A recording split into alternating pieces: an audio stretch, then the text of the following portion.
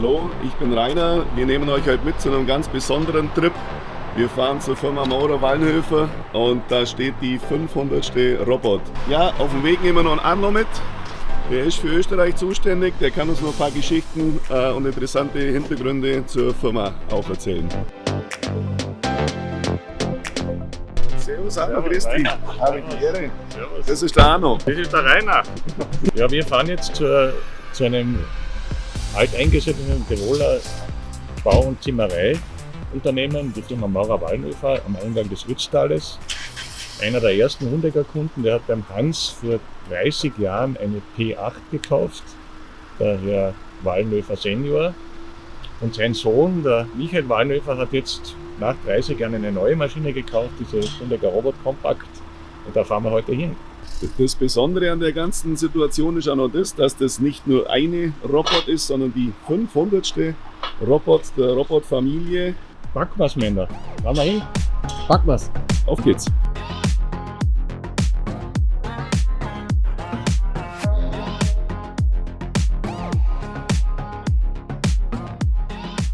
Grüß dich, Hallo. Michael, servus, grüß dich. Servus. Der Rainer Auerbacher, der Rainer. Michael Wallenhöfer. Alle von Michael. Na gut, fein, dass du da seid. Ja, danke, dass wir kommen dürfen, dass du die Maschine Nummer 500 genommen hast von uns. Ne? Und Das war 3, das weiß ich. Wie ist das Verhältnis bei Maurer Wallenhöfer? Was ist der Baugeschäft mit? Wir waren immer so 2 Drittel, ein Drittel Zimmerei. Und jetzt haben wir uns angenähert, dass wir schon fast gleich gewachsen sind. Die Zimmerei ist gewachsen und Bau ist zurückgegangen. Wie viele Mitarbeiter in Summe haben Sie? Um die 120 im Moment. Okay.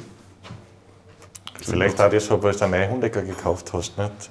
Ja. Mit Sicherheit, also das macht Also, ein Unternehmen auch durchaus attraktiv. Zumindest für 2 Mitarbeiter. Mitarbeiter habe ich durch die Hundecker akquiriert. Die haben gewusst, dass wir die kriegen und haben gesagt, da taten sie noch gerne dabei sein. Das ist Aber die waren woanders, glaube ich, tätig, oder? Ja. Bei einem anderen Zimmereiunternehmen. Und So ist es. durch diese Maschine sind sie gekommen. Ne?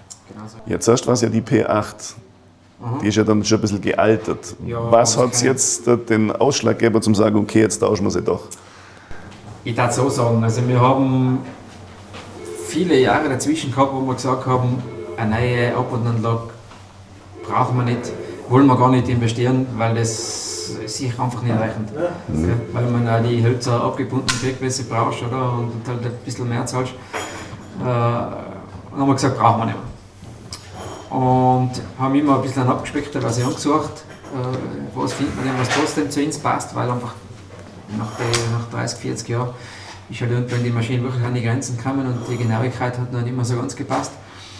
Und mit Ersatzteilen brauche ich eigentlich nicht erzählen, gell? Wenn da halt irgendwann einmal in der Software irgendwas angestanden wäre, dann waren wir schon aufgeschmissen gewesen und haben gesagt, wir müssen einfach was tun. Und jetzt ist eigentlich mit der Robot Compact die erste Maschine gewesen, wo wir gesagt haben, wir brauchen nichts umbauen, wir brauchen keine Graben machen, wir können die Maschinen so einstellen, wie wir sie bis jetzt gehabt haben. Und für Investitionssumme her haben wir gesagt, das ist was, wo wir uns vorstellen, dass wir das irgendwann wieder reinbringen. Und darum war das jetzt ein ausschlaggebend, dass wir zugeschlagen haben. Sehr schön. Und jetzt sind wir auch froh, dass wir es haben, weil einfach. Und das zweite natürlich die Flexibilität. Also ich kann schon abgebundenes Holz bestellen, dann bin ich halt auf den Lieferant angewiesen, wann er mir das liefert. Gell? Und jetzt sind wir da wirklich ein bisschen flexibler. Und wenn es in 14 Tagen sein muss, dann haben wir in 14 Tagen das Zeug fertig. Gehen wir mal runter oder rüber. Wo ist denn die Anlage? Sowieso, da drüben im Nachbargebäude in der Zimmerei. Schauen wir gleich runter. Passt. Ja, wir gehen jetzt zur 500. Robot und wir haben die allererste in Miniatur. Da ist die Robot Compact, die 500. Robotanlage.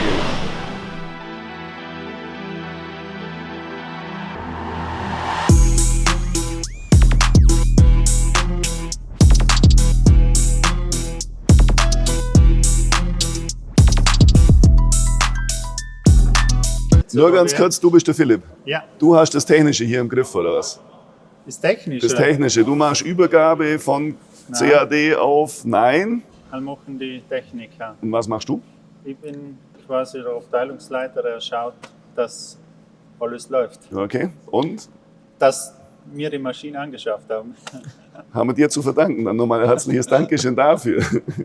Der den Chef überredet hat, quasi der Arne, hat mir ein Part überlassen, den Chef zu überreden und zu überzeugen, dass die Maschine es richtig ist. Was waren dann die Argumente für die neue Maschine?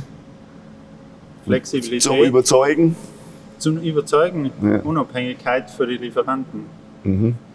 quasi in den letzten Jahren haben wir viel zugekauft, fertig abgebunden und das haben wir halt quasi nicht mehr weiter verarbeiten können oder quasi die Flexibilität für einen Kunde haben wir nicht mehr gewährleisten können.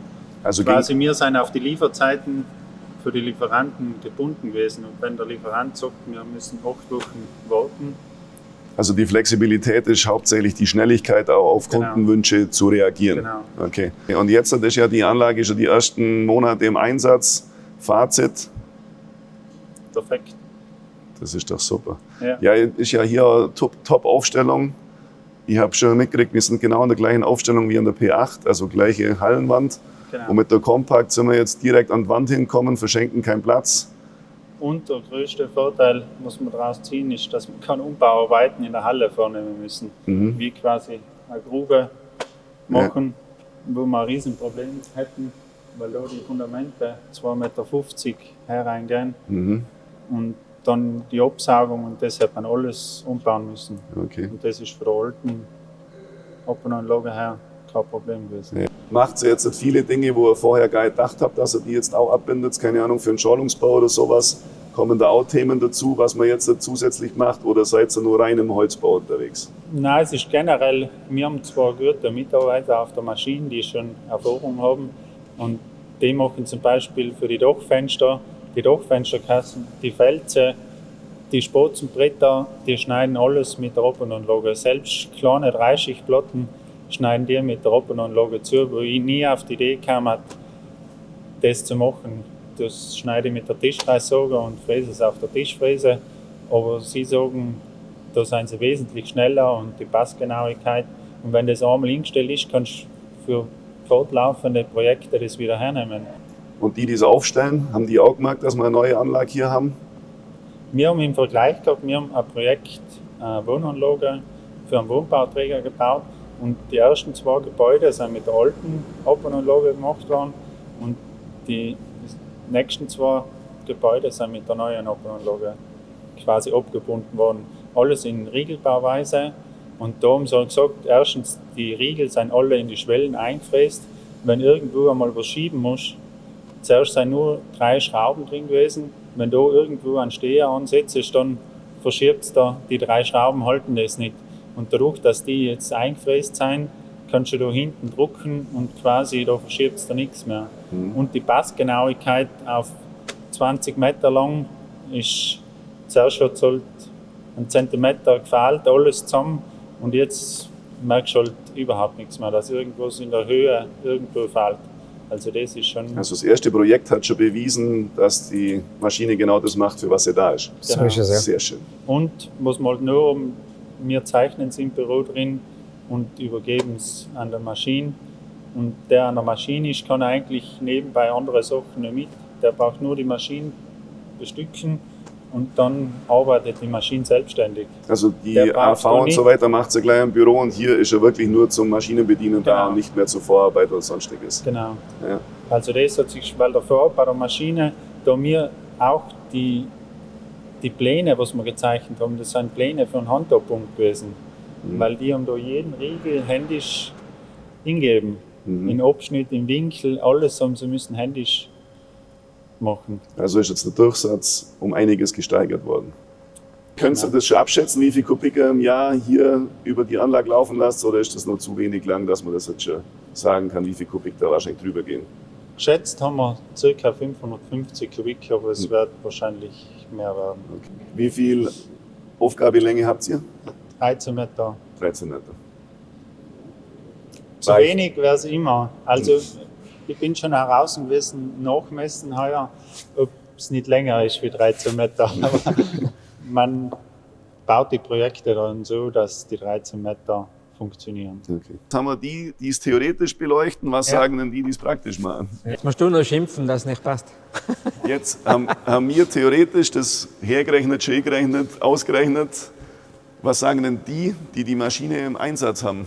Patrick, wie taugt's da? Ein unglaubliches Produkt, vor allem wir können uns selber viel noch verändern oder bearbeiten. Auch. Wir können, wenn das Büro jetzt viel Stress hat, können wir durchs Cambium selber was zeichnen, was schnell gehen muss. Wenn jetzt ein Vorderspann zum Tauschen ist, der Bauleiterkind sagt, mach mal den Spann schnell, zeichnen den schnell.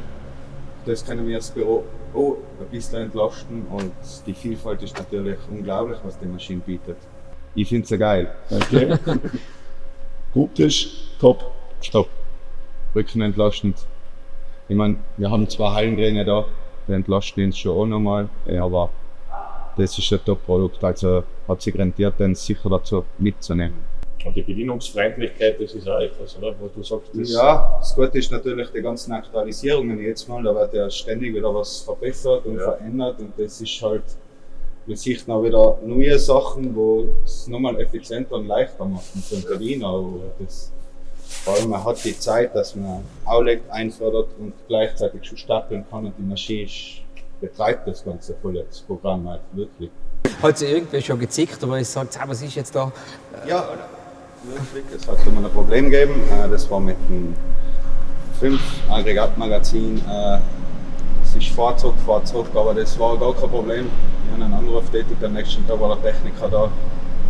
Es war einfach beim Aufbau wahrscheinlich ein Fehler, ein kleiner passiert. Da hat das Center-Look gefällt oder etwas und es passt aber wieder. Und seitdem läuft es wieder tadellos. Na, das muss man auch sagen, dass man einfach von Anfang an hat einem die Chemie gepasst. Gell? Zuerst muss einmal die Chemie passen, dass wir überhaupt zum Stellen kommen. Das haben wir zusammengebracht. Gell? Und dann auch vom Aufbau an, den Monteur, was ihr da gehabt habt, gell, da hat man sich gleich verstanden. Das ist ja nicht immer so. Monteure sind manchmal ein bisschen schräg, sage ich mal. Aber es war echt super, das anständig gemacht und man hat immer gewusst, was er tut und wie, was, wo. Und auch jetzt im Nachhinein die Nachbetreuung ist echt tadellos. Und wichtig ist, dass der an der Maschine ist, der muss glücklich sein. Der verbringt einen Großteil für seiner Zeit bei der Maschine. Und wenn der jeden Tag unglücklich dahergeht und sagt, da gibt es einen Hubtisch und der Chef will den einfach nicht erzählen, auf der wird er irgendwann sagen, es tut mir leid, ich gehe jeden Tag unzufrieden in die Arbeit und ich suche mir irgendetwas anderes. Ja, und du hast auch weniger Leistung, das ist ja auch etwas. Ne? Wenn ein Mitarbeiter sagt, ich kann da am Auto arbeiten, ne? Genau. Du ziehst das ein mit den Einzieher und die Maschine holt sich das und hinten tust du dann runter, du hast genügend Zeit, du hast eigentlich keinen Stress, oder? Nein. Und die Maschine arbeitet immer. Die Maschine arbeitet immer und bringt eigentlich die volle Leistung und das ist ganz ein wichtiger Punkt, glaube ich.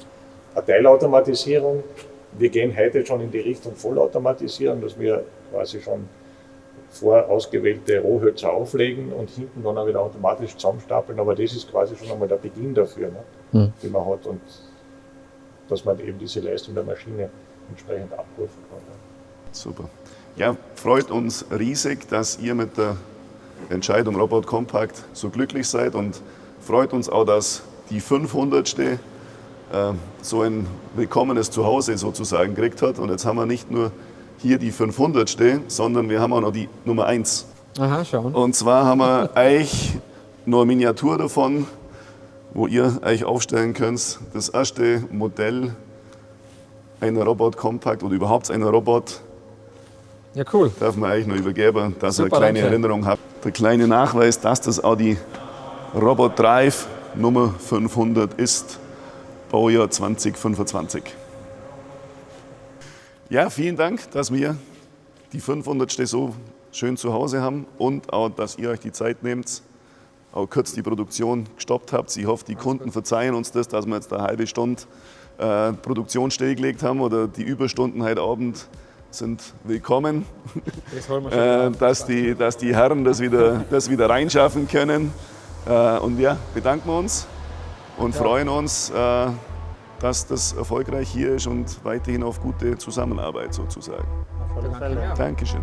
Danke.